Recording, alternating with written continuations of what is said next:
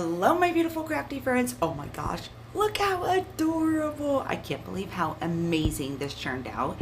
And it was on a whim. A couple of disclaimers before we get started. I do apologize that I filmed it vertically instead of horizontally.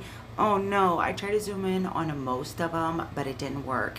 So bear with me. Also, another disclaimer, it's 1:30 in the morning. I want to get this film, get it edited, get a voiceover on it, and get it out to you because I know me, it'll sit in my archive. So let's get started. I got a base from the Dollar Tree and I just used my Waverly wax and my plaster to distress it, and there you go. There's our base, $1.25. Yes, ma'am, that is all. Now, I'm gonna go ahead and take my finger sander and sand that puppy all the way around really, really good because I want that natural wood to peep back through. Why do I do this? I don't know. Probably because everything in my house is distressed. Now, I wanted these dang things for so long. Bought them off the Temu and they do not cut the tower tumbling blocks. Girl, I fussed. It took me a while, but I did get one cut, and then here's my second one. It took a couple of different tries. Maybe it's because it's from Temu and I didn't do it from Amazon. I don't know, but I needed to cut them because I need a base for my bunny. Now this bunny is from Michaels, and it's one of those paint your own bunnies. I got it in a $5 grab bag. It was perfect for that. I went ahead and painted my little tumbling tower blocks so that I could put them on the base of my bunny. And then I'm looking at my base and I'm like, where did my white paint go? Oh yeah, you sanded it all off, girl. So here I am distressing it again. Nothing in my house is not distressed. So if you don't like it, omit it. Now I'm gonna glue these onto the bottom of my bunny. Yes, there's a support bar down there. However, that support bar isn't at the bottom of the bunny, so there's really no way to attach them unless I did it this way. So I thought it was pretty clever. I mean, I did. I don't know. Maybe I'm crazy. Anyways, how are you guys doing? I hope you're doing well. Let me know in the comments how you're doing. I'm just anxious to hear how are all my fellow crafters. Now I'm going to take my distressed pink ink and go around its ears, and I did the tip of his nose. I regret it though because it kind of looked like a nipple. It was weird. Anyways, let's move forward. Now I am going back and forth into my toolbox with this towel. It was a hot mess, y'all. I got an egg from the Dollar Tree this year and I wanted to put some kind of pattern paper on it, but I wasn't sure which one. So I'm just going to hold it up, do a dry run. I got yellows and blues and all the pretty things, but I decided on this beautiful baby blue with polka dots. I'm going to put an even coat of Mod Podge on my Dollar Tree egg, cover it really, really well, get my mini press out, turn it on, and it never heated up.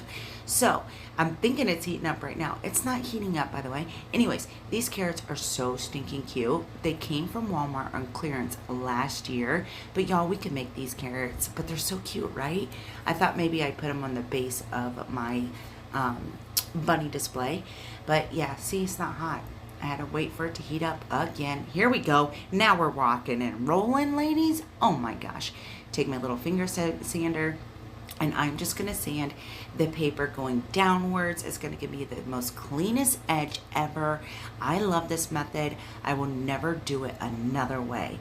It is just magic how it happens. I love it. It's so good. When did Dollar Tree stop not letting us take their stickers off so easily? Like, when did they do that, y'all?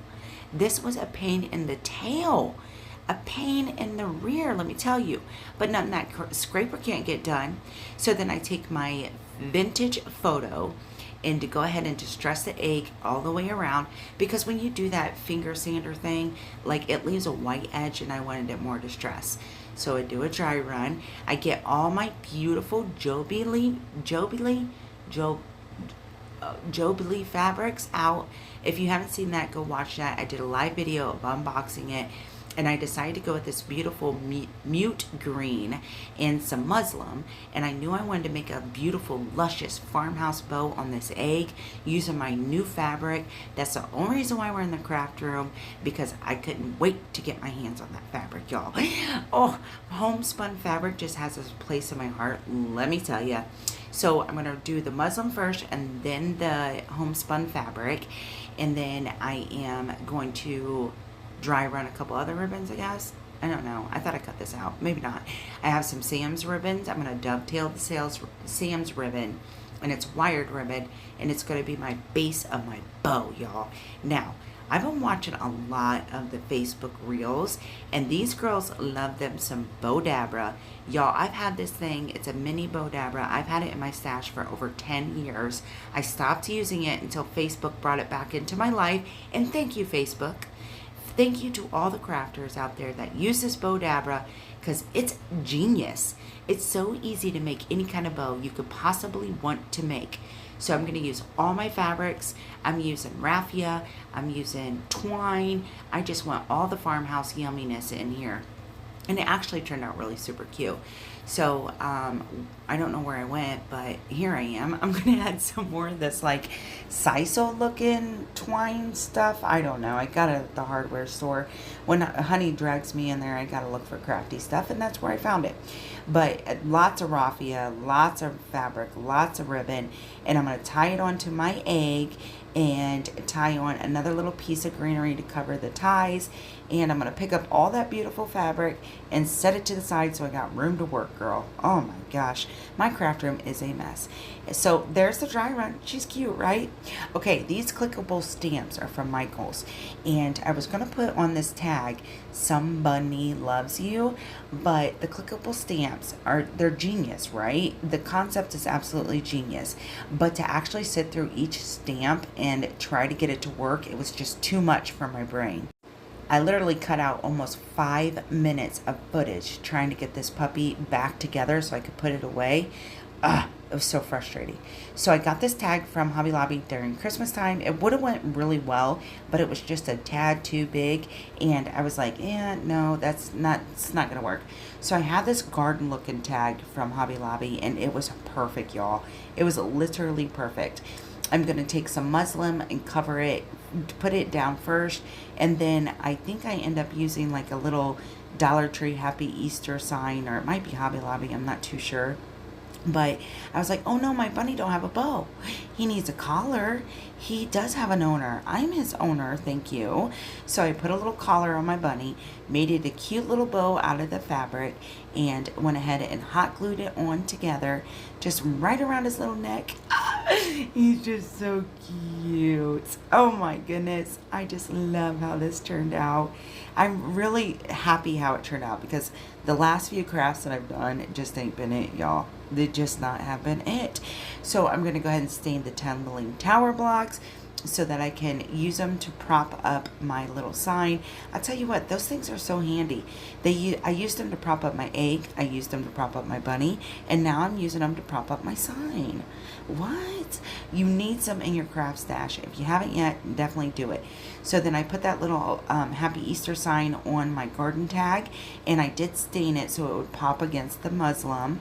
And I'm going to stain the little tumbling tower blocks so they would match and blend in, of course, darling. And I did get some Spanish moss out to hide them as well. But yeah, I glue down my egg using wood glue and hot glue method. Everybody knows this method. It's nothing new. So I got it nice in place, and then I'm going to glue down my bunny using the same method. There we go. Yep, put him right in place. Yep, and then hot glue, I think, on just the tumbling tower blocks so that I can make sure that that garden little stake was right there and secure. I just love it. Oh, I'm so happy. And then some Spanish moss to hide the tumbling tower blocks.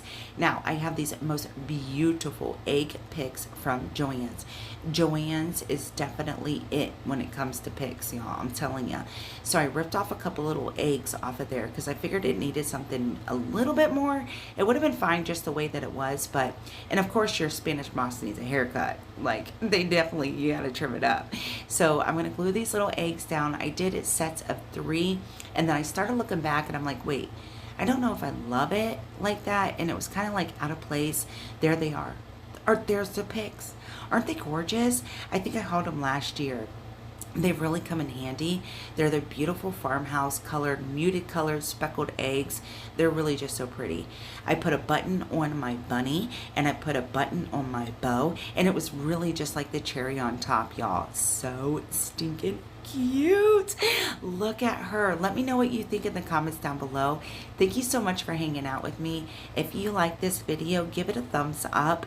If you like this video, so think about subscribing. I don't ask for it too much, but thanks for hanging out with me. I'll talk to you guys later. Bye.